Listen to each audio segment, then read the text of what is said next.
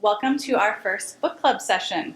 So we are going to feature Joe Piazza's book, If Nuns Ruled the World. And to just give you a little background, let me tell you about this organization.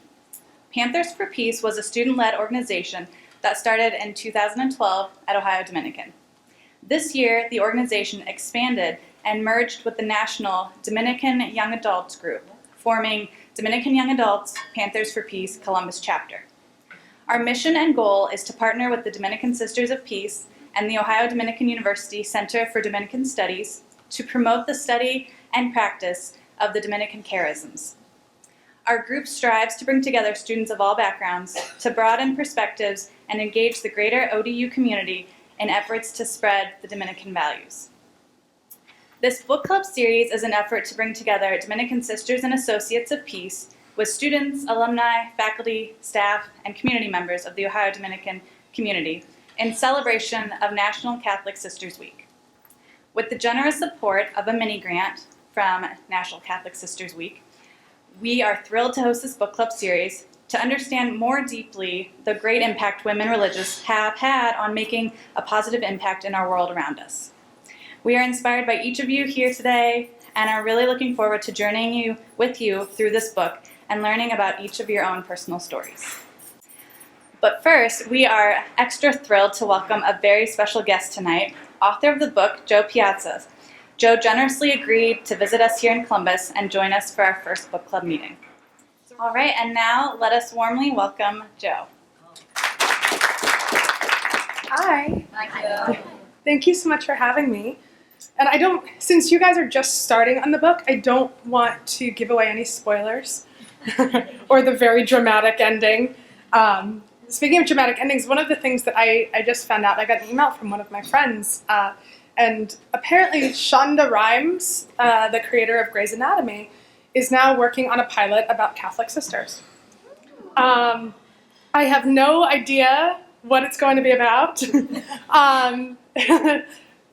From Grey's Anatomy to Catholic sisters, but I emailed my friend back because she works with Shonda, and I'm like, oh, tell her to call me. I have a lot I can tell her. But I think that that's a really important step along the way of what I had been hoping to accomplish with this book, which is to tell Catholic sister stories in a way that more people can hear them, and more people get to understand all of the amazing work that Catholic sisters have been doing in America, all over the world, but this book focuses particularly here for the past 100 years.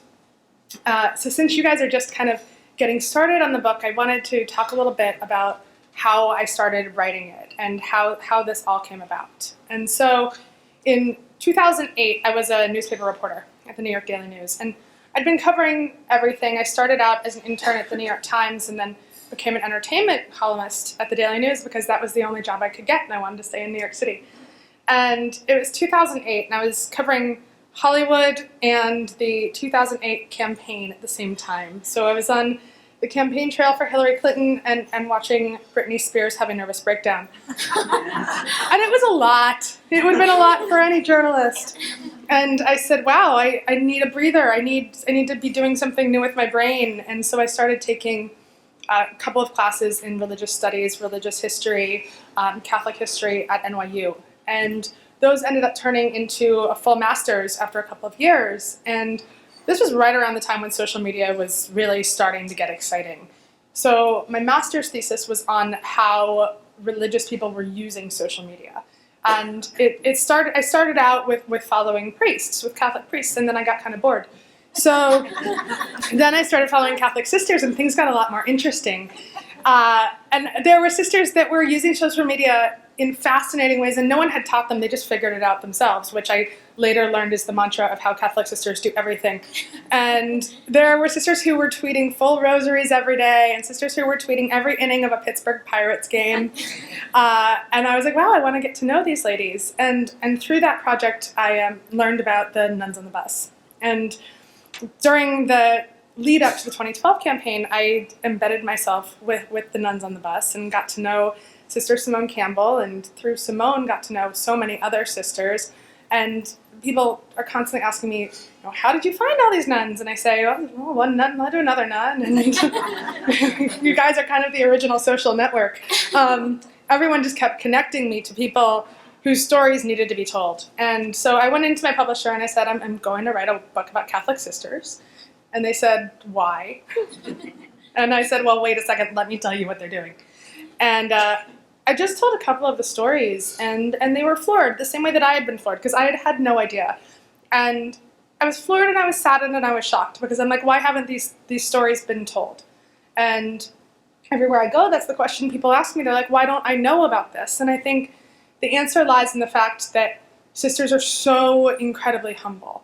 And all of the work that you do, even though it's absolutely incredible to an outsider looking at this is what you do. This is your work. This is your daily calling, and you just get stuff done. And so when I started approaching sisters and asking them if I could profile them, a lot of them actually said to me, they're like, I'm not that interesting.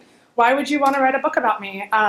Nora Nash, in particular, who works in corporate social responsibility, and she and I just got into it because she was like, no, I'm not. No one wants to read about me. And I'm like, they do, Nora. I promise you, they really do. And I just kept showing up at her mother house. And finally she agreed to talk to me. And we developed this wonderful relationship. And after that, she came to my wedding and gave one of the blessings at my wedding. And it was wonderful and great. But it was a long road to get her to open up to me and to get a lot of the sisters to open up to me in a way that I've never had to deal with as a journalist, because I've covered both politics and celebrities, and those are people who want to tell you everything about themselves all of the time.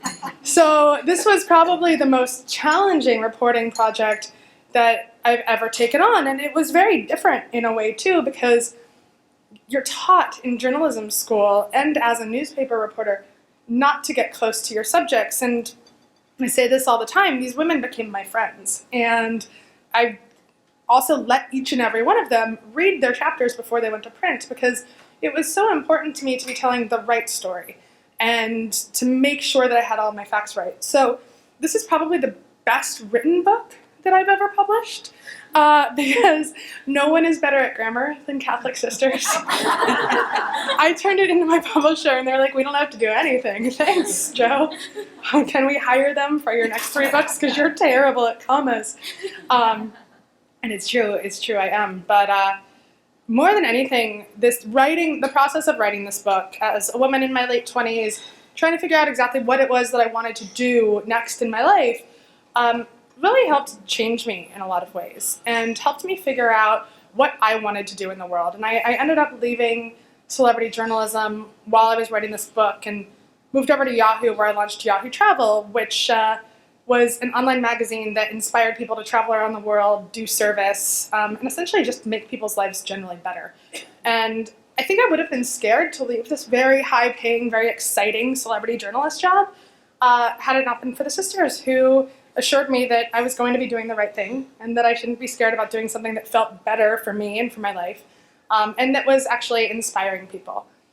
Sister Madonna Booter, who's featured in the book, got me to completely quit smoking, which was great, and start running half marathons. Didn't think that was something I was going to be doing.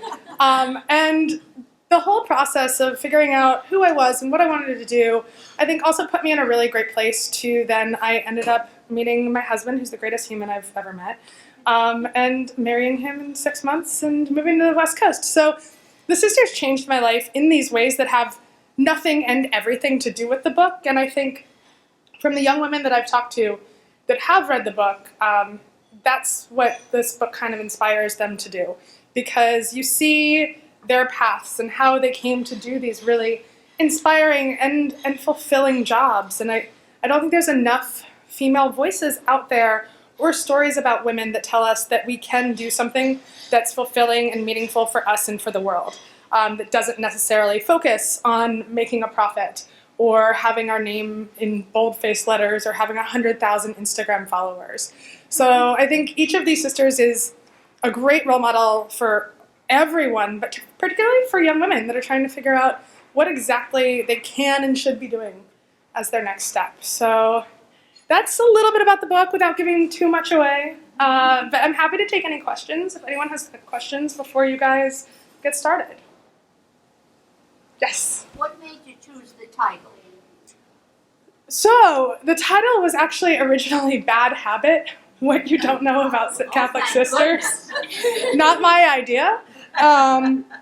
It was my publisher's idea, and I convinced them that alienating their original fan base of Catholic sisters was probably not the best move.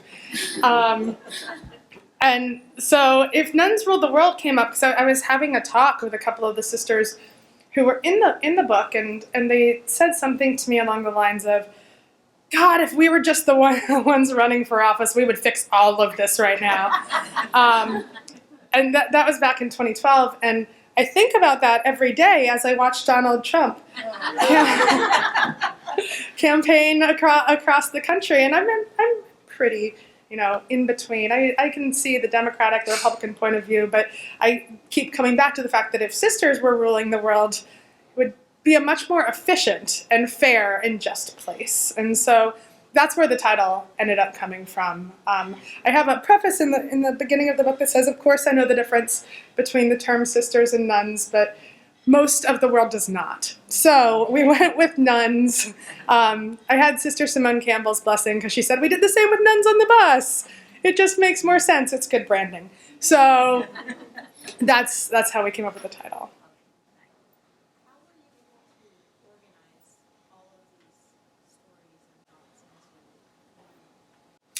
Well, I had no idea what the book was going to look like when I started it. I thought it was going to be one kind of long-running narrative, and what I've learned, this was my 4th book, and I'm finishing 2 more right now, and it's another good lesson that the sisters taught me, and I think that some of this is expressed really well in this prayer. It's that you kind of have to turn it over to God or to the universe and let things unfold the way that they're supposed to. Because every book that I've ever written, this one included, has told me exactly what it wants to be without me trying to force it to be anything.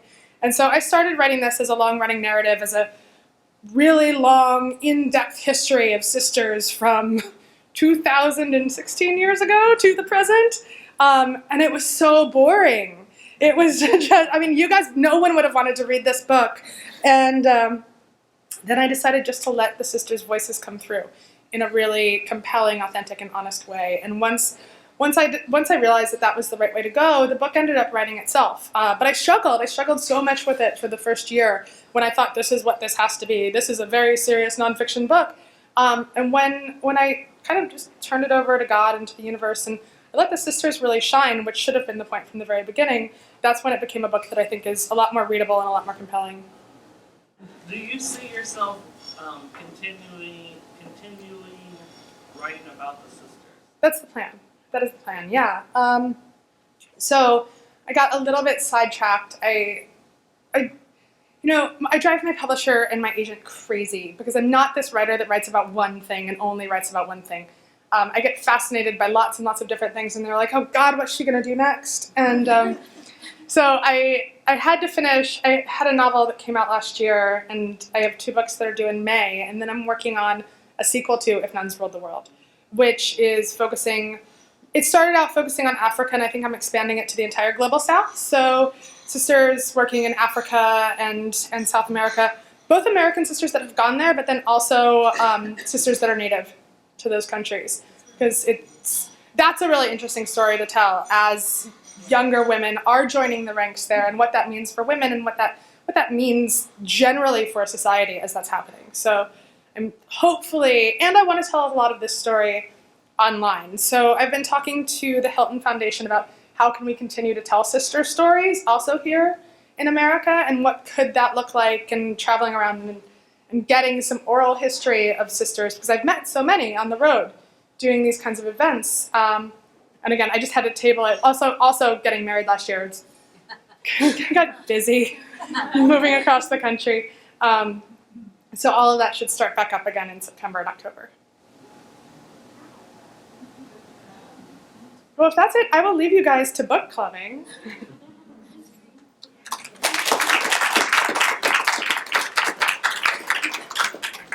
Thank you again, Joe. We're so happy to have you with us tonight.